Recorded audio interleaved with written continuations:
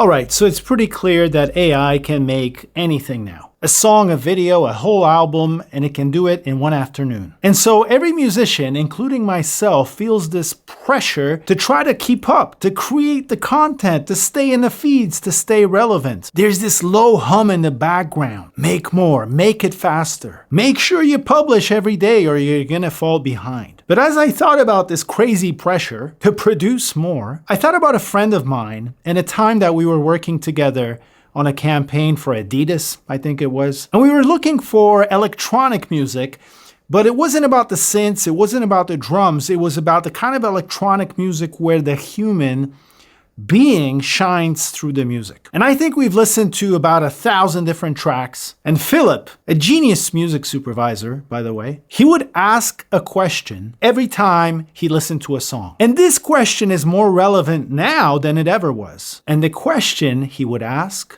when listening to a track is, who is in this house? Because you can produce content all day long. AI makes this easy. But unless somebody's actually home in there within that content with something substantial, real to say, you're just pretty much adding to the noise. And I want you to stick with me because I'm gonna give you a very specific and useful way to figure out who is in your house. And it's pretty much the opposite of what everyone else is telling you to do. Now, here's what most musicians are doing right now, and I understand it because the panic, the pressure to produce is real. AI walks in and it can outproduce all of us. So the instinct becomes, okay, I'll just produce more songs, more posts, more content, more coffee. This is a race that you simply cannot win. You are trying to beat the machine at the one thing that the machine is actually great at, which is making a lot of stuff fast. So there's this mass of musicians, influencers, and creators out there automating their workflows using all kinds of AIs. And yes, they are producing a lot, but they're running on a treadmill. More.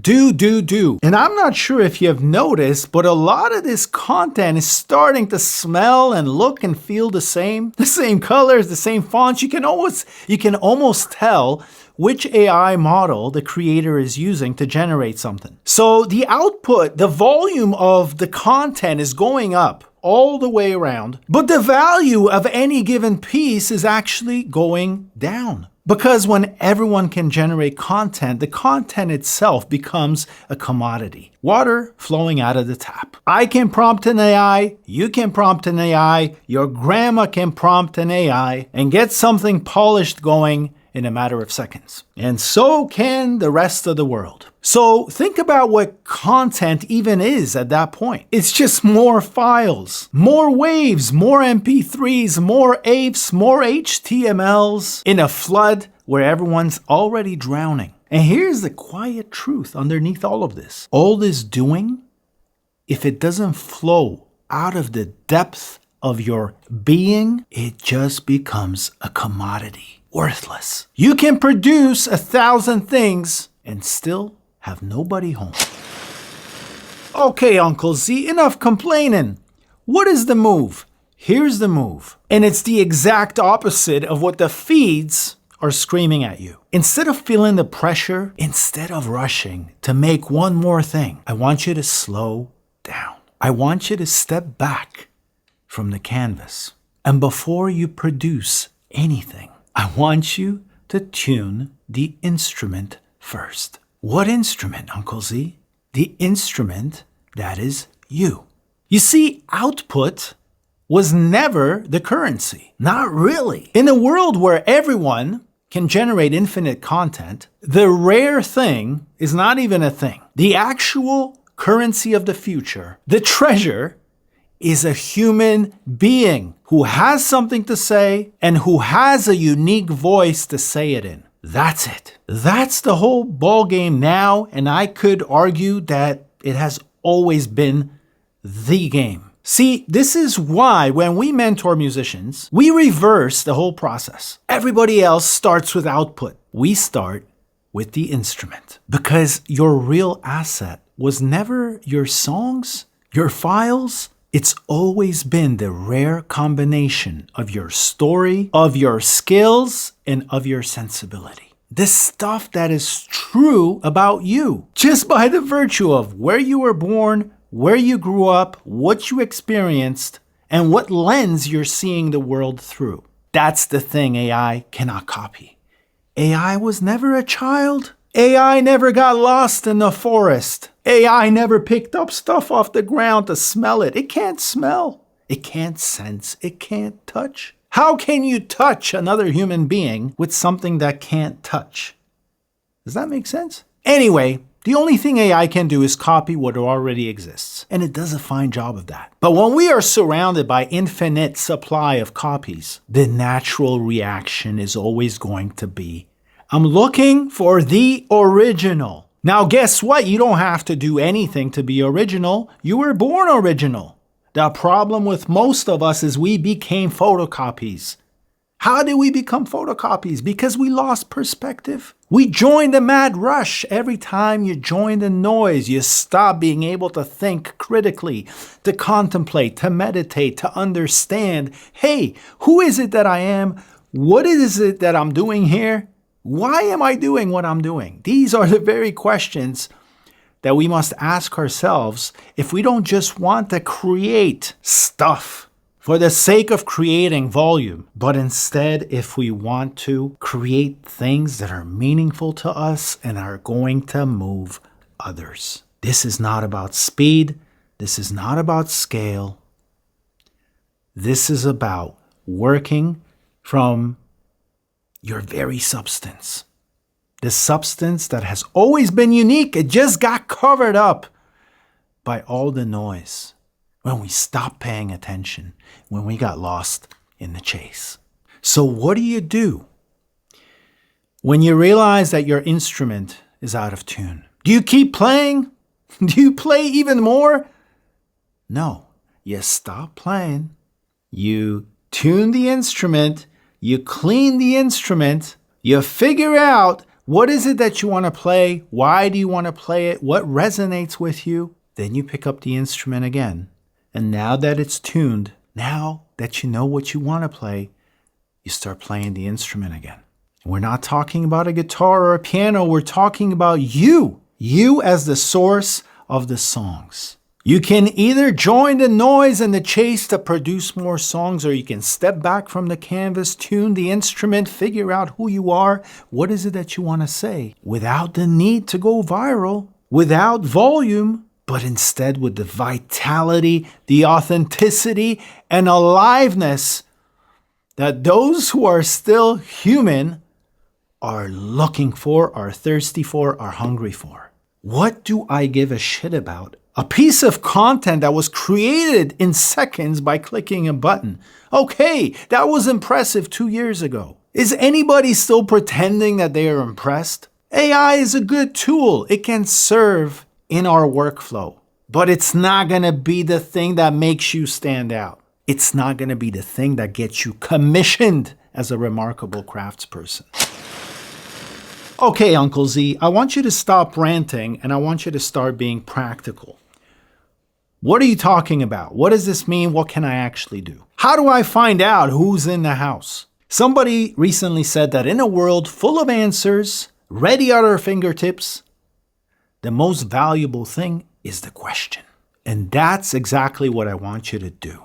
If you aspire to stand apart from the noise, to actually play and perform your own song and not somebody else's, you need to ask yourself a few questions. The questions are going to come in 3 movements, and this part matters. You're going to write the answers down. You will define and you will document who you are as a human being and a musical craftsperson. Movement 1. Who's the instrument? What sound gave you goosebumps before you knew anything about music as a career? What did the place and the people you grew up around put in your ears that most composers or other musicians just don't have? And what comes so easily to you that you just assume it can't be valuable?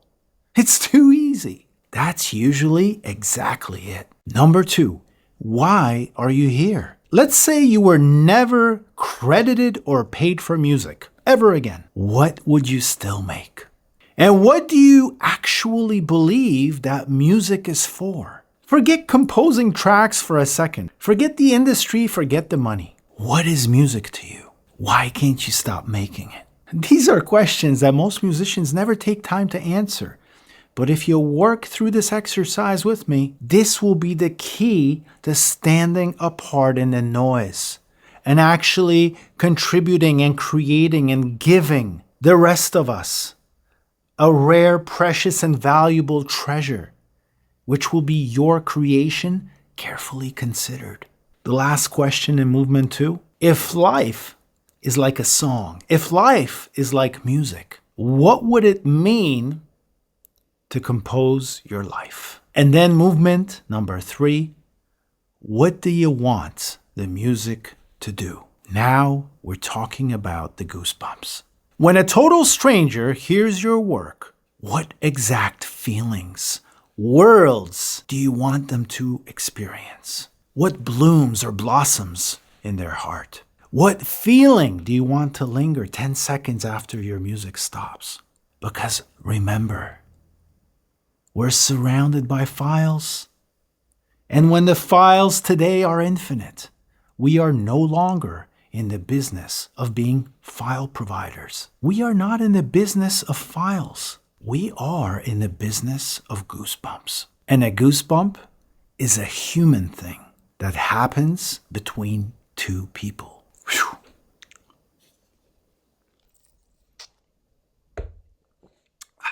Cold coffee. Still good. So when you actually answer those and you write them down, you end up with something that most musicians will never have. A voice. Defined, documented, on paper. And now your output isn't just about producing more content. Your output will now become the natural expression of a specific human being in time and space. And when another human being like me comes across your work, I'm going to feel it. I'm going to resonate with it.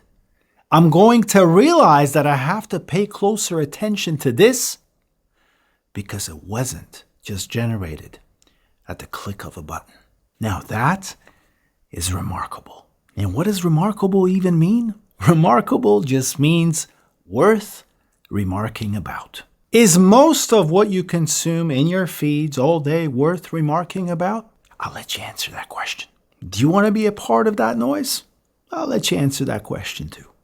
Okay, here is what I want you to take out of this. In the age of the flood, it was never about the files. We got the files. It will never be about the files. It's about the human being, the craftsperson, and their one-of-a-kind vision, point of view. So before you go rushing off to join the noise and contribute more content, I want you to stop and step back from the canvas. And I want you to ask, who is actually in this house? Now, the questions Uncle Z is asking here are pretty deep questions. I get it. Not something you're going to do while you're watching a YouTube video. Might even be hard to get through on a piece of paper. So I built you a free thing. No email required, no pitch, to walk you through these questions and to discover your own unique vision, your own distinct voice. Now, let's be clear. We're not making anything up. This thing is already inside of you. It's just covered by all this pressure